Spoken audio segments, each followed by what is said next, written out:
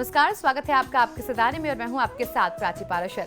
आज आचार्य जी बताएंगे कि कैसे करें भगवान को प्रसन्न, पूजा पाठ में किन बातों का रखें ध्यान, और साथ ही बताएंगे देव कार्य और पूजा पाठ के खास नियम, और साथ ही आपको बताएंगे आज का राशिफल। तो फिर शुरू करते हैं आपके सितारे। कैसे करें भगवान को प्रसन्न, पूजा पाठ में किन बातों का रखें ध्यान, जानिए पंडित वैभव नाथ शर्मा से देव कार्य और पूजा पाठ के नियम। तो आपके सितारे में आप अपनी हर परेशानी का हल प्राप्त कर सकते हैं और अपने सवाल पूछ सकते हैं।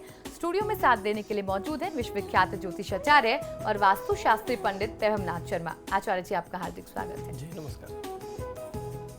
तो यदि आपकी मन में भी कोई सवाल है तो आप भी हमें कॉल कर सकते हैं। हमारे नंबर्स लगातार आपकी टीवी स्क्रीन पर फ्लैश किए जा रहे हैं। आप हमें हमारे टोल फ्री नंबर पर भी कॉल कर सकते हैं। आप हमसे सीधी बात कर सकते हैं। हमारा टोल फ्री नंबर है 1800-102-6303। आप इस नंबर पर मुफ्त में कॉल करें। इसके अलावा आप हमारे लैंडलाइन नंबर्स 0120-464-6332, 0120-464-6327 पर भी कॉल करके हमसे सीधी बात कर सकते हैं। तो चलिए सबसे पहले आचार्य जी से जान लेते हैं आज का पंचांग। जी बिल्कुल, आज का पंचांग इस प्रकार है। विक्रम संवत 2072 मास चल रहा है आषाढ़ का, और आषाढ़ मास के कृष्ण पक्ष की आज त्रयोदशी तिथि है, मंगलवार का दिन है। नक्षत्र है मृगशिरा, योग है ध्रुव और करण है वाणिज्य। और चलिए अब जान लेते हैं 12 राशियों का हाल। आज का दिन उनका कैसा रहने वाला है, और सबसे पहले बात कर लेते हैं मेष राशि की। मेष राशि वाले जातक लोगों को आज की दिनचर्या में समय का लाभ उठाने का प्रयास करना चाहिए। आपके मातृ सुख में वृद्धि के संकेत आज मिल रहे हैं। आज के दिन को शुभ बनाने के लिए ओम कामारय नमः मंत्र का 108 बार जाप कर लेना आपके लिए सर्वोत्तम होगा। अपनी मेहनत और परिश्रम में किसी भी प्रकार से आप कमी ना करें। और चलिए अब जान लेते हैं वृषभ राशि वाले जातक आज क्या उपाय करें। वृषभ राशि वाले जातक लोगों को संतान पक्ष से संबंधित परेशानियां जो काफी समय से आपके लिए एक परेशानी का कारण बनी हुई थी, वह आगे भी बनी रहने वाली हैं। ऋण प्राप्ति के लिए ये समय अनुकूल कहा जा सकता है। इस समय आप अगर कर्ज प्राप्त करने के लिए प्रयास करेंगे तो आपको लोन बहुत आसानी से मिल सकता है। आज के दिन को शुभ बनाने के लिए ओम सर्वात्मकाय नमः मंत्र का 108 बार जाप कर लेना आपके लिए सर्वोत्तम होगा। जल्दीबाजी में आकर के कोई बहुत बड़े निर्णय करने से बचना चाहिए। और चलिए अब जान लेते हैं मिथुन राशि वाले आज क्या उपाय करें। मिथुन राशि वाले जातक लोगों को बौद्धिक कार्यों में आपका मन आज थोड़ा सा कम लगने वाला है। विश्लेषण से जुड़े हुए कार्यों में त्रुटियां भी संभावित दिखाई देती हैं। तो आज आप जो भी काम करते हैं उसको लापरवाही के साथ मत करें, अन्यथा आपको बड़े भयावह परिणाम झेलने पड़ सकते हैं। आज के दिन को शुभ बनाने के लिए ओम गंगाधराय नमः मंत्र का 108 बार जाप कर लेना आपके लिए सर्वोत्तम होगा।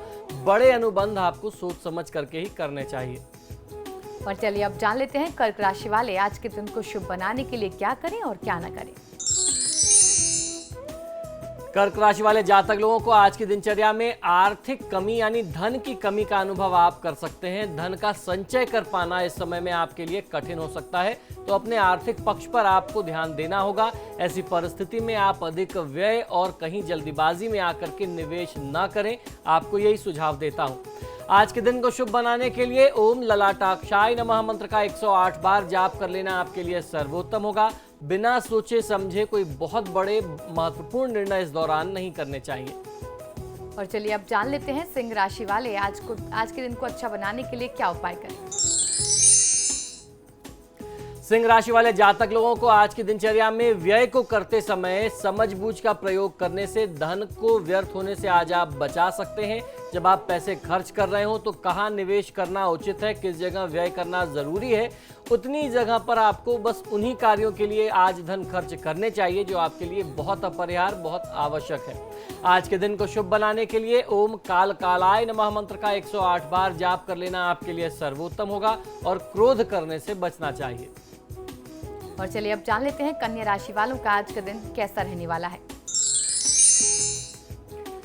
कन्या राशि वाले जातक लोगों को इस समय आपका स्वास्थ्य प्रभावित हो सकता है। मौसम में हो रहे परिवर्तन से सर्द गर्म के माध्यम से होने वाले जो रोग हैं वो आपको शीघ्र प्रभावित कर सकते हैं। अतः अपने स्वास्थ्य को लेकर के आपको सावधानी बरतना आवश्यक होगा। आज के दिन को शुभ बनाने के लिए ओम कृपानिधये नमः मंत्र का 108 बार जाप कर लेना आपके लिए सर्वोत्तम होगा। स्वास्थ्य को नजरअंदाज बिल्कुल भी ना करें। और चलिए वक्त अब कॉलर लेने का हो गया है। हमारे पहले दर्शक विनोद हमारे साथ देहरादून से जुड़ चुके हैं। जी विनोद, क्या बताएं, आपका समस्या क्या है? हाँ जी, मेरी डेट ऑफ बर्थ है जी 27 जून जी 1964। जी जन्म है सुबह, मिथुन लगन है कुंडली में, टाइम का तो पता नहीं है पर कुंडली में मिथुन लगन है। जी, ऐसे कुंडली नहीं बनाई जा सकती, प्रश्न लग्न से बताया जा सकता है। जी जी जी, हाँ, आप तो अपना मैं प्रश्न करें, बताएं। प्रश्न ये है कि कभी मैं तो जिंदगी में हमेशा ही दुखी हूँ, कभी लाइफ में कोई सुख आएगा नहीं आएगा, कभी अपनी मकान बनेगा नहीं बनेगा। जी बिल्कुल। देखिए, इस प्रश्न लग्न के अनुसार मंगल की महादशा में शुक्र की अंतर्दशा है। मंगल चतुर्थ और उसके साथ साथ भाग्य स्थान का स्वामी है। तो आपका प्रश्न तो बहुत उत्तम दिखाई देता है, लेकिन इसमें कुछ विलंब चतुर्थ स्थान में, क्योंकि चतुर्थ भाव जो आ रहा है वह वृश्चिक राशि है और उसमें शनि वक्री अवस्था में बैठे हुए हैं, तो कुछ विलंब जरूर हो सकता है, लेकिन आपकी अभिलाषा या आकांक्षा पूर्ण होगी, ऐसा संयोग दिखता है। तो इस योग को देखते हुए आपको भगवान श्री हनुमान की पूजा आराधना निरंतर रूप से पूरी श्रद्धा के साथ करनी चाहिए। और राहुल अगले दर्शक हमारे साथ जुड़ चुके हैं। जी राहुल, बताएं क्या सवाल है आपका? मेरा जन्म है 1 जुलाई 1986 का जी दिन का। मेरा सवाल ये है कि मैं किसी से पैसे लेता हूँ, टाइम पे नहीं दे पा रहा हूँ, ये अड़चन बहुत आते, पैसा आपके टाइम पे नहीं जा पाता है। जी बिल्कुल। आप मुझे अपना जन्म का समय और स्थान बताइए। जन्म स्थान तो हल्द्वानी है, जन्म का समय तो सर मुझे याद नहीं है। जी देखिए, ऐसी स्थिति में जो प्रश्न लग्न अभी बनाया था उसी के माध्यम से आपको मैं बताता हूं, क्योंकि प्रश्न लग्न का ये भी विधान है कि एक समय में एक प्रश्न के अलावा दूसरे प्रश्न का उत्तर नहीं देना चाहिए, लेकिन अब आप लोगों के पास जन्म विवरण का अभाव है तो उसका कोई और दूसरा रास्ता नहीं है। आपने जो भी प्रश्न किया है इस प्रश्न के अनुसार सफलता मिलने के योग जरूर हैं, लेकिन कहीं ना कहीं बाधा और विघ्न की स्थिति इसमें रहेगी। काफ़ी परेशानी के बाद आपको अपने अभिष्ट कार्य को सिद्ध करने में सफलता मिलेगी। तो आपके लिए सबसे बेहतर ये स्थिति हो सकती है कि आप देवी दुर्गा की पूजा आराधना करें। दुर्गा चालीसा का पाठ करना आपको बहुत अच्छा लाभ देगा। और सुनील अगले दर्शक हमारे साथ जुड़ चुके हैं। जी सुनील, बताएं क्या सवाल है आपका? हेलो हेलो जी बताइए, सुन रहा हूँ आप। नमस्कार जी नमस्कार, बताइए।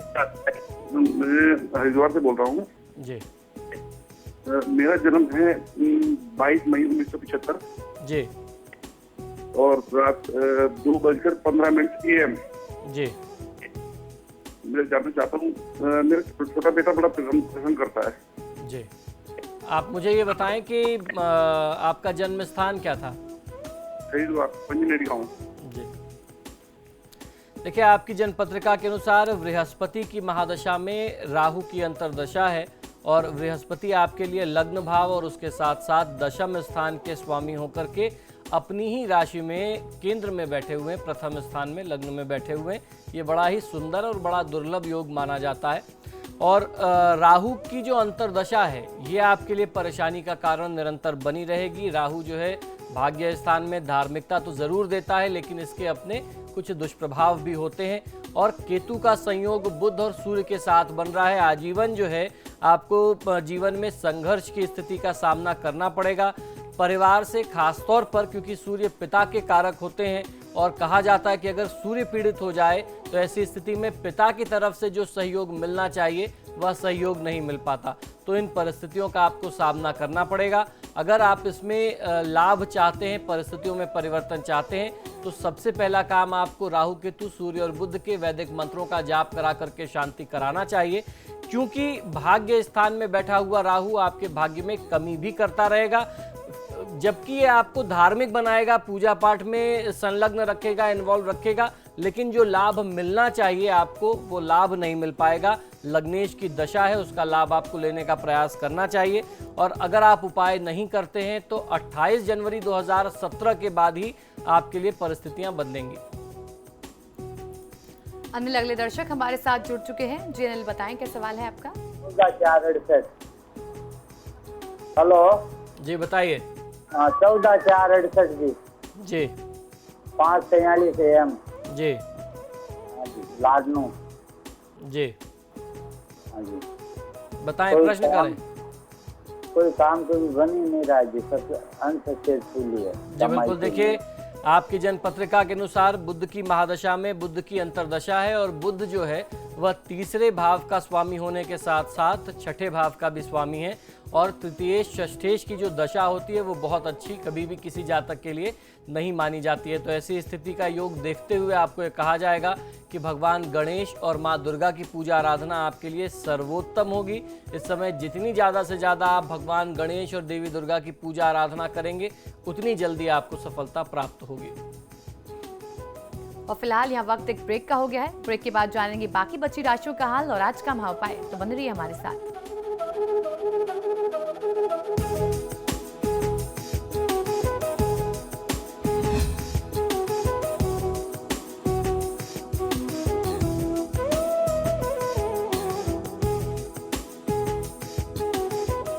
ब्रेक के बाद आपका स्वागत है और चलिए अब जान लेते हैं बाकी बची राशियों का हाल और बात कर लेते हैं तुला राशि की। तुला राशि वाले जातक लोगों के लिए आज की दिनचर्या में कोई विकास संबंधी कार्य आपके परिवार के लिए आपके पास आ सकता है, जो आपके और आपके पारिवारिक दृष्टिकोण के विकास के हिसाब से कहा जाए बहुत उत्तम रहने वाला है। तो इस विकासोत्मुख कार्य को आपको जरूर ध्यान देना चाहिए। आर्थिक सहायता आज आपको कहीं से प्राप्त हो जाएगी, जिस सहायता के प्राप्त होने से आपके कई सारे रुके हुए कार्य आज सिद्ध हो सकते हैं। आज के दिन को शुभ बनाने के लिए ओम भीमाय नमः मंत्र का 108 बार जाप कर लेना आपके लिए सर्वोत्तम होगा। आज किसी भी कार्य को पूरा करने में बहुत ज्यादा जल्दीबाजी नहीं करनी चाहिए। और चलिए तो अब जान लेते हैं वृश्चिक राशि वाले जातक आज क्या उपाय करें। वृश्चिक राशि वाले जातक लोगों को आज की दिनचर्या में मित्रों में वृद्धि हो सकती है, मित्रों की प्राप्ति होगी तथा संतान से संबंधों को सुधारने के लिए आज आपके प्रयासों में कहीं कुछ कमी आए ऐसे योग बनते हैं। आज के दिन को शुभ बनाने के लिए ओम परशु हस्ताय नमः मंत्र का 108 बार जाप कर लेना आपके लिए सर्वोत्तम होगा। बहुत व्याकुलता, बहुत अधीरता में कोई काम मत करिए। और अब जान लेते हैं धनु राशि वाले आज के दिन को शुभ बनाने के लिए क्या करें। धनु राशि वाले जातक लोगों के लिए आज की दिनचर्या में आपकी सामाजिकता में वृद्धि होगी और उसका लाभ भी आपको बहुत अच्छा मिल सकता है। आज की दिनचर्या में खाली बैठना आपको बिल्कुल भी पसंद नहीं आएगा। आपकी जोश, ऊर्जा, शक्ति देखते ही आज बनेगी। आज के दिन को शुभ बनाने के लिए ओम मृगपाणय नमः मंत्र का 108 बार जाप कर लेना आपके लिए सर्वोत्तम होगा। आज की दिनचर्या में बहुत उत्साहित होकर के छोटी छोटी बातों पर क्रोधित और उत्तेजित होने से बचना चाहिए। और चलिए अब जान लेते हैं मकर राशि वाले जातकों के सितारे आज क्या कह रहे हैं। मकर राशि वाले जातक लोगों के लिए जीवन साथी के साथ सलाह मशवरा करके अपनी आजीविका के पक्ष में आज आप कोई काम करें, वो आपके पक्ष में, आपके हित में शुभ रहने वाला है। तो आप विचार विमर्श करके ही कोई निर्णय करें, यह आपके लिए सर्वोत्तम होगा। आज के दिन को शुभ बनाने के लिए ओम जटाधराय नमः मंत्र का 108 बार जाप कर लेना आपके लिए सर्वोत्तम होगा। अपने मन को अशांत होने से, मन को भटकने से रोकना चाहिए। और चलिए अब जान लेते हैं कुंभ राशि वालों का आज का दिन कैसा रहने वाला है। कुंभ राशि वाले जातक लोगों के लिए आज की दिनचर्या में आपको भागदौड़ बहुत अधिक करनी पड़ सकती है। आपके प्रति आपके उच्चाधिकारियों की भूमिका जो है वह संदेहपूर्ण बनी रहने वाली है। तो आज आपको किसी से कोई बहुत उम्मीद नहीं रखनी चाहिए। जो कुछ भी करना है वह अपनी क्षमताओं के आधार पर, अपने दम पर करने का प्रयास करिए। आज के दिन को शुभ बनाने के लिए ओम कैलाश वासने नमः मंत्र का 108 बार जाप कर लेना आपके लिए सर्वोत्तम होगा और क्रोधित होने से बचना है। और चलिए अब जान लेते हैं मीन राशि वाले आज अपने दिन को शुभ बनाने के लिए क्या करें और क्या ना करें। मीन राशि वाले जातक लोग आज की दिनचर्या में आप अपने स्वभाव से प्रगतिशील बने रहेंगे। आप अपने स्वभाव और विचारों के माध्यम से प्रगतिशील बने रहेंगे। आप अपने अनुभवों का लाभ उठाते हुए आजीविका के क्षेत्र में आने वाली बाधाओं में कमी करने में आज आप सफल रह पाएंगे। आज के दिन को शुभ बनाने के लिए ओम कवचने नमः मंत्र का 108 बार जाप कर लेना आपके लिए सर्वोत्तम होगा। किसी भी परिस्थिति में कड़वे बोल बोलने से बचना चाहिए। और चलिए अब जान लेते हैं कि आज का महाउपाय क्या है। जी बिल्कुल, आज के महा उपाय में मैं आपको बताने जा रहा हूं कि देव कार्य में और किसी भी प्रकार के पूजा पाठ, यज्ञ अनुष्ठान में या हमारे अपने दैनिक जीवन के पूजा पाठ में किस प्रकार की सावधानी हमें रखनी चाहिए, कैसी छोटी छोटी गलतियां हम अपने दैनिक जीवन में करते हैं, नित्य के जीवन में करते हैं पूजा पाठ में, जिससे देवी देवता प्रसन्न होने के बजाय हम पर रुष्ट हो सकते हैं, नाराज हो सकते हैं और उनकी कृपा प्राप्त करने से हम वंचित रह सकते हैं। मनुष्य अपने जीवन में कई तरीके के पुण्य को करता है, लेकिन फिर भी उसे उसके अनुरूप फल प्राप्त नहीं हो पाता। इसका कारण कोई और नहीं है बल्कि कुछ बातों का ध्यान ना रखना होता है। ये सभी बातें हमारे धर्मशास्त्रों में लिखी गई हैं, लेकिन उन बातों को, उन मर्यादित बातों को हम भूल करके अपनी सुविधा के अनुसार अगर हम अपनी रूटीन जीते हैं, अपने क्रियाकलाप करते हैं, तो उसमें कहीं ना कहीं गलती हो जाती है। यदि इन वैदिक क्रियाओं का ठीक से पालन किया जाए तो तत्काल फल और आपके कार्य सिद्धि 100% निश्चित है, तय है, उसको कोई नहीं टाल सकता। तो आइए जानते हैं कि किन किन बातों का ध्यान आपको अपने दैनिक जीवन में, जब आप पूजा पाठ कर रहे हो और जब आप किसी विशेष यज्ञ अनुष्ठान को कर रहे हो, कोई बड़ा धर्म कर्म का कार्य कर रहे हो, तो उन कार्यों में आपको इन बातों का ध्यान रखना आवश्यक है, ये अपरिहार्य है, इन बातों को टाला नहीं जा सकता। पहली बात, मां लक्ष्मी की इच्छा रखने वाले यानी लक्ष्मी की कामना रखने वाले मनुष्य को सिरस, धतूरा, मालुतुंगी, मालती, सेमल, मदार तथा कनेर के फूलों से तथा अक्षत के द्वारा भगवान विष्णु की पूजा नहीं करनी चाहिए। ऐसा पद्म पुराण में संदर्भ प्राप्त होता है, ये पद्म पुराण के वचन है। दूसरी बात ये कि केश खोल करके आचमन करना और देव पूजन कभी भी नहीं करना चाहिए। यानी अक्सर आपने देखा होगा कि महिलाएं स्नान करके आती हैं, बहुत सारी महिलाओं की रोज की अपनी रेगुलर प्रैक्टिस होगी कि आप स्नान करके आए, आप खुले केशों के साथ भगवान की पूजा करने चले जाते हैं। तो अगर आप खुले केशों के साथ आचमन और देव पूजन करते हैं तो ये पूरी तरीके से शास्त्रों के विरुद्ध है। इसका संदर्भ जो है विष्णु पुराण में हमें प्राप्त होता है। ये आपकी जो आदत है इसको आपको बदलने का प्रयास करना चाहिए। तीसरी बात ये कि घर में किसी भी गृहस्थ व्यक्ति के परिवार में, गृहस्थ आश्रम में जब आप रहते हैं तो अपने घर में अंगूठे के पहले पर्व से लेकर के 1 बित्ता प्रमाण यानी 9 इंच के प्रमाण तक की ही प्रतिमा घर में रखनी चाहिए। अगर आपको शिवलिंग रखना है, सबसे ज्यादा लोगों में भ्रांति शिवलिंग को लेकर के, अगर आप शिवलिंग रख करके पूजना चाहते हैं तो आप बिल्कुल रख करके पूजें, लेकिन उसके लिए शास्त्र प्रमाण ये मिलता है कि अंगूठे का जो पहला पर्व है इतनी बड़ी मात्रा का शिवलिंग होना चाहिए। अगर आप नर्मदेश्वर रखते हैं या पारद शिवलिंग रखते हैं तो उसमें ये नियम लागू नहीं होता, लेकिन उसके लिए भी नियम नहीं है कि आप बहुत बड़ा शिवलिंग रखें, ऐसा नहीं है। अगर आप कोई धातु की मूर्ति या प्रतिमा रखते हैं तो अंगूठे के पहले पर्व से लेकर के 9 इंच प्रमाण तक यानी 9 अंगुल की ऊंचाई तक, बड़ाई तक आप प्रतिमा को अपने घर में रख सकते हैं। इससे बड़ी प्रतिमा घर में रखना और उसको पूजना बिल्कुल भी शुभ नहीं है। इससे बड़ी प्रतिमा का प्राण प्रतिष्ठा ही किया जाता है, उनकी स्थापना ही होती है। और ऐसा संदर्भ, ऐसी आज्ञा शास्त्रों में हमें मत्स्य पुराण में मिलती है, तो ये मत्स्य पुराण का हमें संदर्भ प्राप्त होता है। तो 9 अंगुल को गिनने के लिए आप ऐसे करके अपने मंदिर में जो भी मूर्तियां हैं उसको गिन सकते हैं, उसकी लंबाई को नाप सकते हैं, और जो मूर्तियां उससे ज्यादा बड़ी हैं उनका विसर्जन ही किया जाना चाहिए। चौथी शास्त्र आज्ञा यह है कि गीले वस्त्रों को धारण करके, गीले वस्त्रों को पहन करके अथवा दोनों हाथ घुटनों से बाहर करके जो भी जप, यज्ञ, होम और दान इत्यादि किया जाता है वह सब निष्फल हो जाता है। ये वाराह पुराण और लिखित स्मृति में हमें यह संदर्भ प्राप्त होता है।